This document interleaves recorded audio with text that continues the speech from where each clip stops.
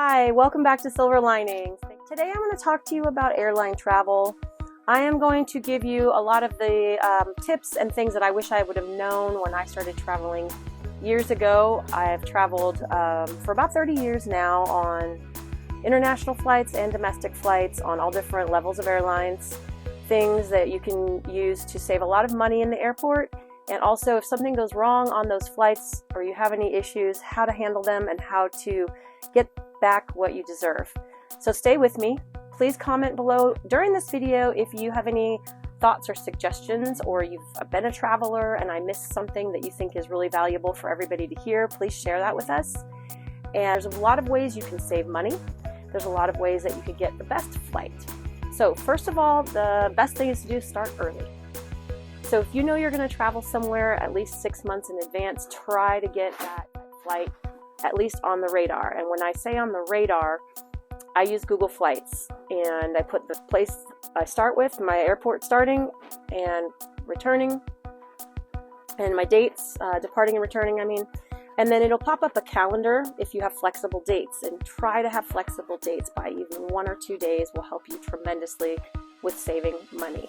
It could just be that instead of traveling Friday, if you switch to Thursday, you'll save $200 round trip on a flight.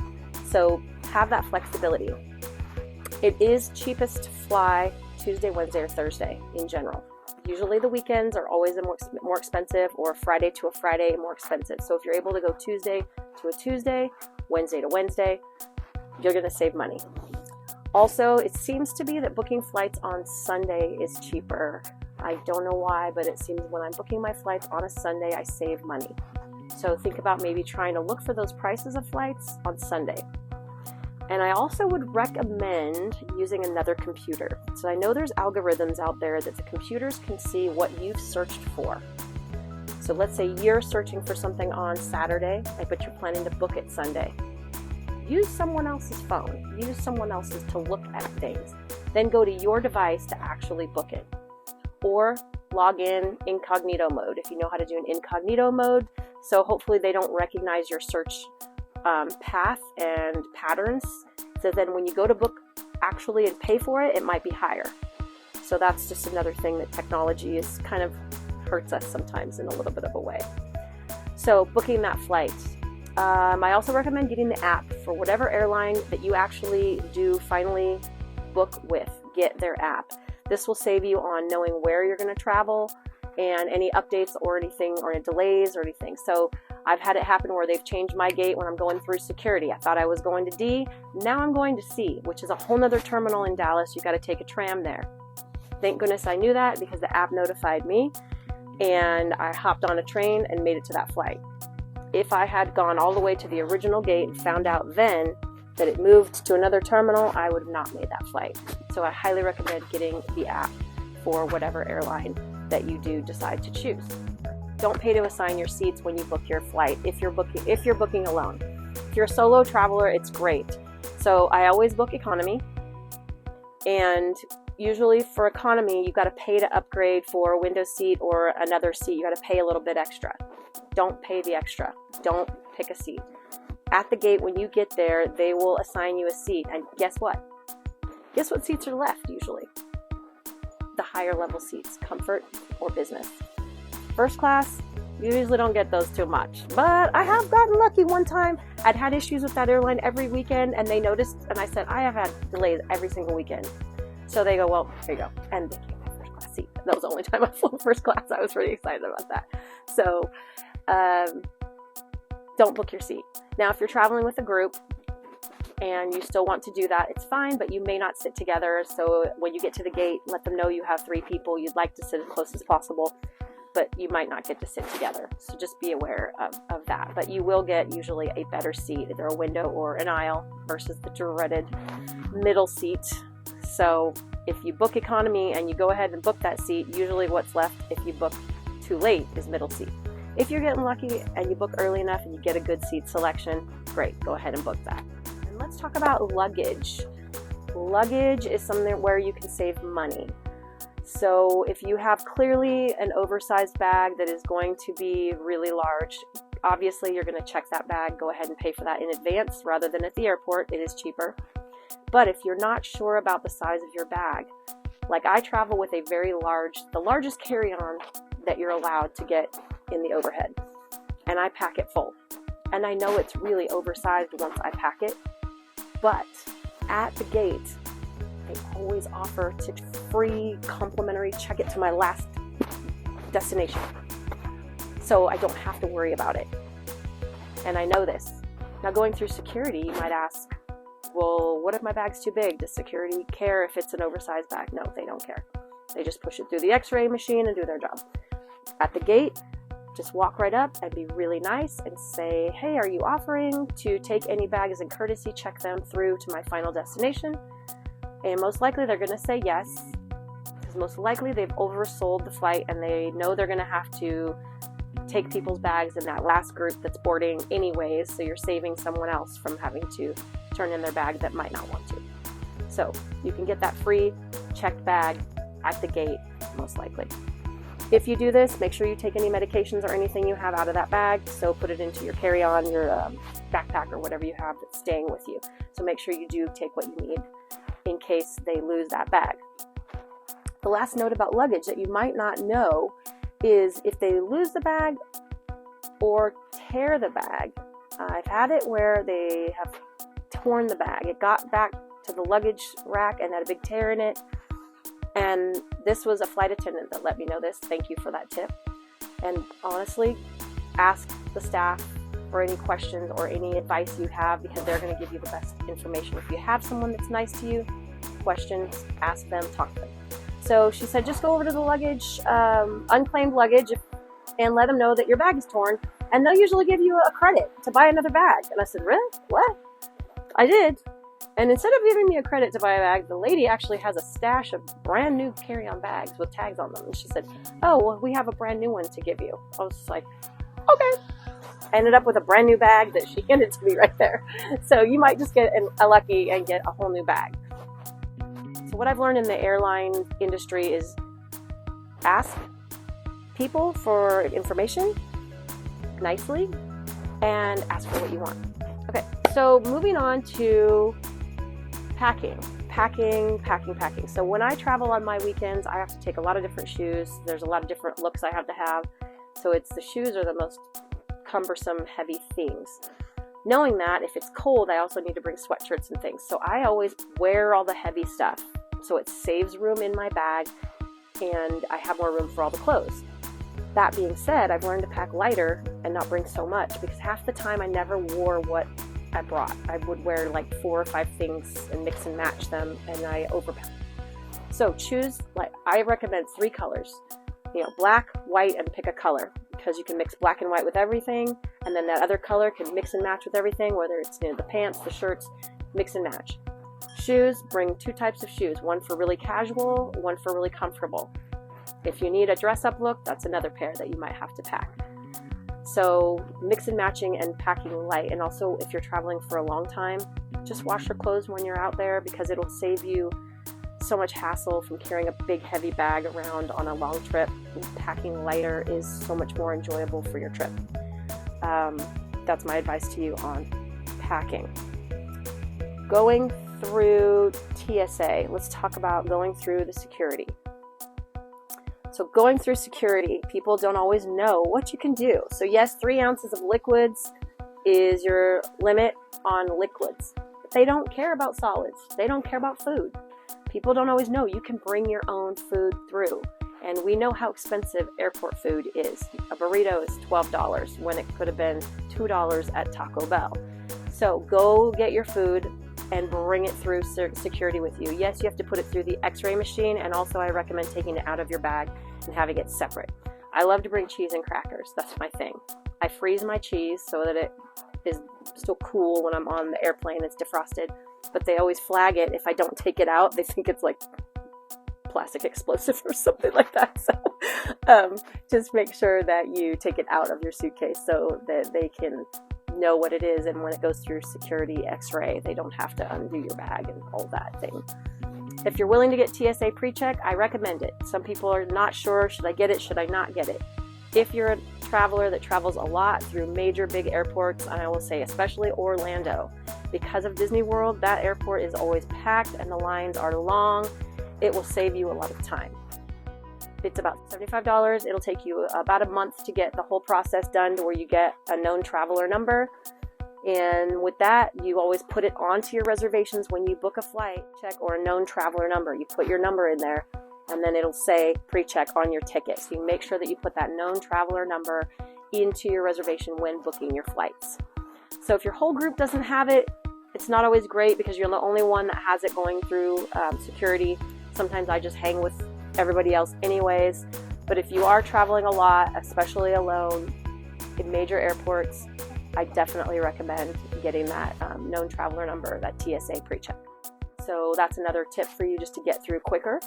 Another save money tip is bring a water bottle and bring an empty one through security so that on the other side you can fill it up with water. Bring a flavor packet, the little dry ones or the little squeezy ones, and just flavor your water. And now you have some nice flavored water. You didn't have to pay $8 for a soda or $9 for a Starbucks, which is what they cost. If you get a nice venti caramel macchiato in the airport, you will pay $8.50 or $9. So let's move on to the topic of what do you do when your airline flights are canceled or delayed, you're stuck in the airport, you've got all these other things happening. And I've got a chicken that's right here in front of me. Everybody say hi to Miss B. She's like, oh, I want to be on camera. You want to be on camera? Okay. Pause that topic for a second, because I do want to go back to another way to make the most value out of your trip, especially if you're traveling alone. A lot of times they're going to offer people to bump to another flight if they've oversold a flight. So many times they oversell flights by 2 or 3 people, and they don't expect all the people to show up, so they think it's fine. Well, sometimes they all show up. So they offer a volunteer position right at the gate. Sometimes it's through your app as well. So make sure that app is something that's going to say, would you like to change to another flight? And we're offering $400. Sometimes it's a Visa card. Sometimes it's just a future credit. You can book a flight in the future for $400. Bye, Miss B. Put you down. So I always take those volunteer opportunities when they arise because they don't always arise. But if they do and you're traveling alone or even with your whole group, let the gate agent know, hey, we're with a group. So if one of you is willing to stay behind and wait, usually just ask them, say, when's the next flight that you would put me on? They'll say, oh, the next flight's only 2 hours away. And your rest of your group's like, oh, well, fine, we'll see you there. You just made $400, either a Visa or a future credit.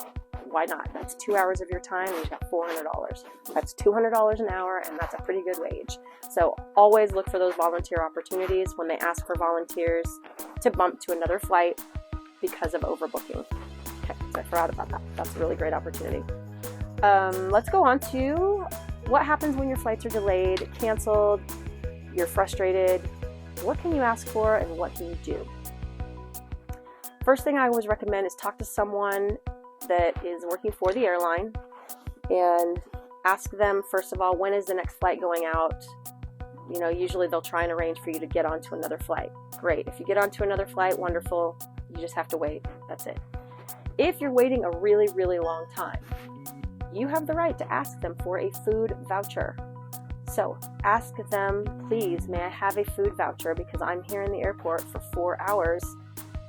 They will give it to you. It's usually about $12, but it's enough to get you a small meal, and you only have to ask for it. They won't offer it to you, but if you ask, they will give it to you most likely. The second thing that you can also work on is getting a future travel credit. If you've been inconvenienced enough, you can ask for a future travel credit. Now for this, you're going to have to go call the customer service 800 number or walk to the actual counter in your airline terminal. So if you're flying Delta, stay in the Delta terminal, go to the Delta customer service, talk to the Delta agent. To get these things, the biggest thing I need to tell you is to be nice. So be really, really nice. People forget that these folks are just doing their job and they've been there all day long. So read the room. When you walk in, read the room.